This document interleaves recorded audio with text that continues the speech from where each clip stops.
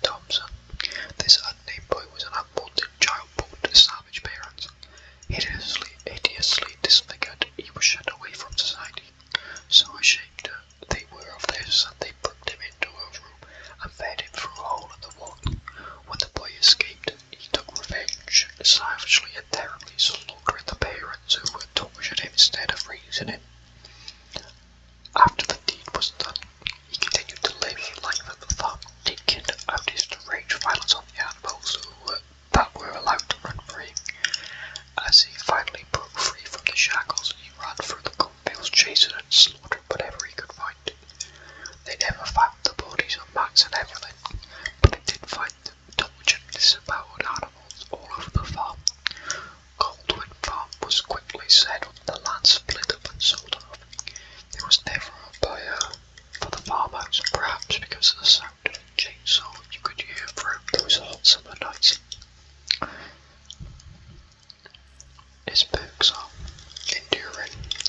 You are resilient to pain. You reduce the duration of battle stunts by 40%. He stops at nothing. Lightborn. Unlike other beasts of the fog, you have adapted to light. You are immune to blindness caused by flashlights, firecracker, flashbangs, and blast bites. Survivors attempted to blind you after they were revealed for 6 seconds. Those monsters, they adapt. They emerge with strange new abilities. Vigo's journal. And finally, Tinkerer. When a generator is repaired to 70% progress, it triggers a loud notification and you are granted the undetectable status for 12 seconds. The Hillbilly makes impressive tools out of scrap tools aimed at famous in creative ways. The Notebook. Chainsaw.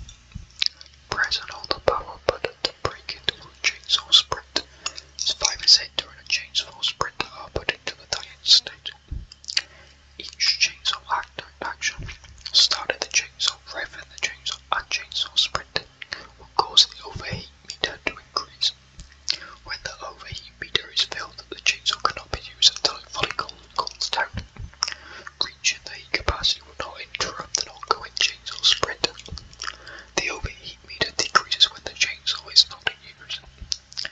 He has a max base speed of 4.6 meters. His base radius is 32 meters, and yet again he is also tall. And finally, we have the Huntress. As soon as Anna was able to walk, her mother started teaching her how to survive a harsh solitary life in the northern woods.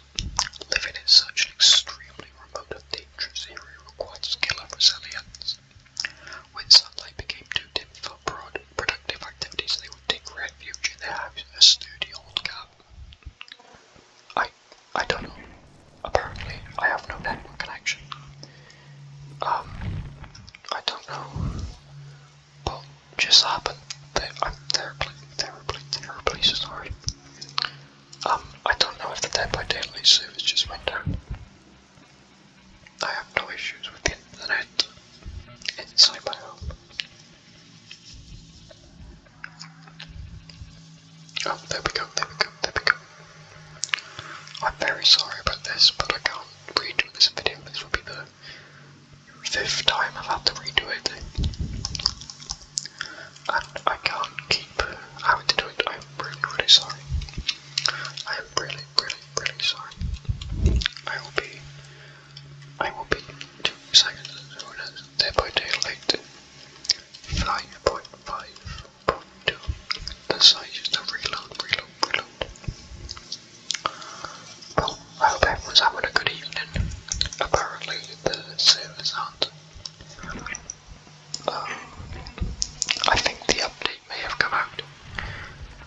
There is a new update, I think, with the Luna 2 years event happening. I will check very quickly just in case that's what just happened. I don't think so. It's loading now. Let me quickly jump back into Anna's story. Anyway. I will start from the beginning because I'm really sorry. As soon as Anna was able to walk, her mother started teaching her how to survive a harsh solitary life in the northern woods.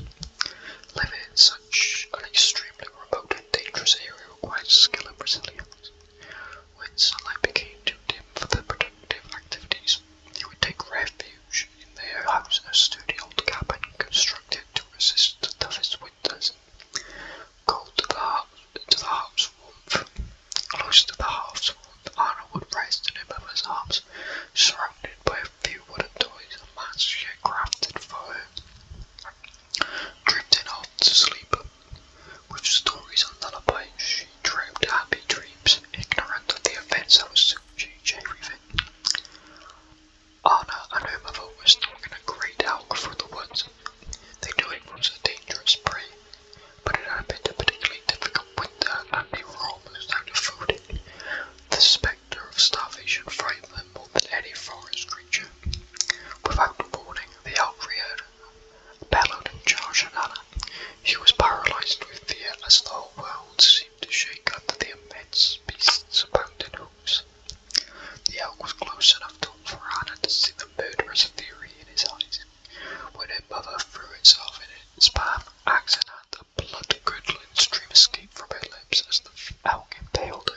his antlers, and hoisted her into the air.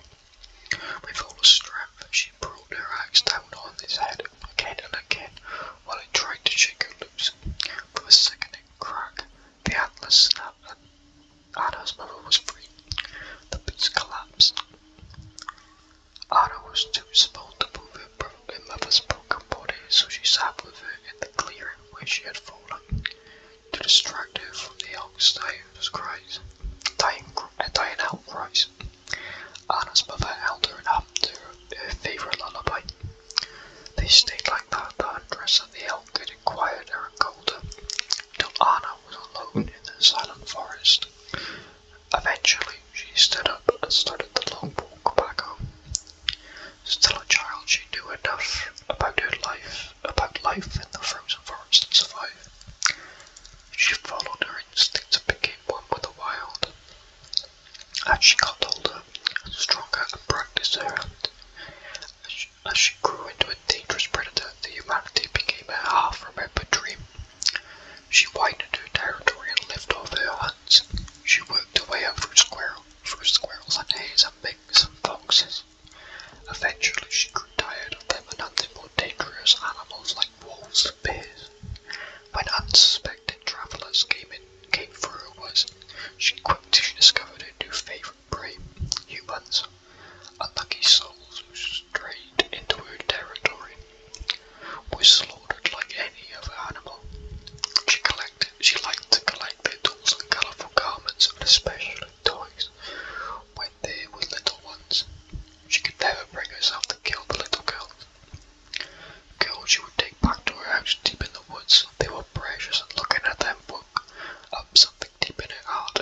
She craved the closeness of a loved one, a child of her own.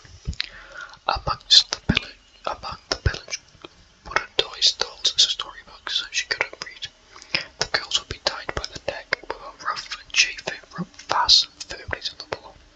She couldn't let them wander off, or they would surely die outside. Every time the girls would waste away and died of cold or starvation or sickness. Every time they were plunged Anna deeper into pain and sorrow and madness, she was compelled to try again, and started raiding the nearest villages to slaughter families and kidnap their daughters. She wore one of the animal masks her mother crafted for her so many years earlier to try to calm the frightened children. Villagers spread the legend of the half-beast. Looking in the forest, the Huntress killed men and 8 little girls. War eventually came to the forest. German soldiers began to pass through on the march to attack the collapsing Russian Empire.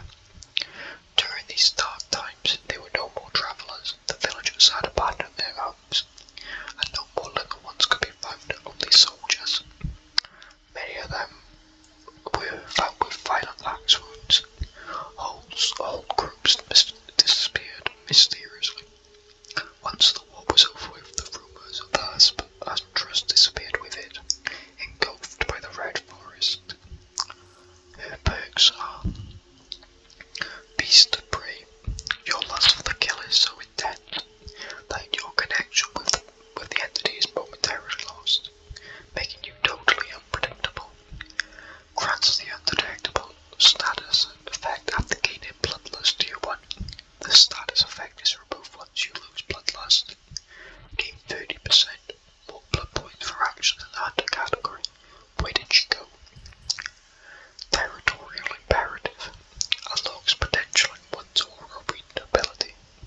Survivor's auras are revealed to you for 3 seconds when they enter the basement, and you are more than 32 meters away from the basement's entrance. Territorial imperative can only be triggered once every 30 seconds. And the final one is Hex Huntress Lullaby. A hex rooted in its power and despair, your hunt is an irresistible song of dread which muddles your prey's attention. Survivors receive a 2% regression penalty when missing a skill check while healing or repairing. Each time a survivor is hugged,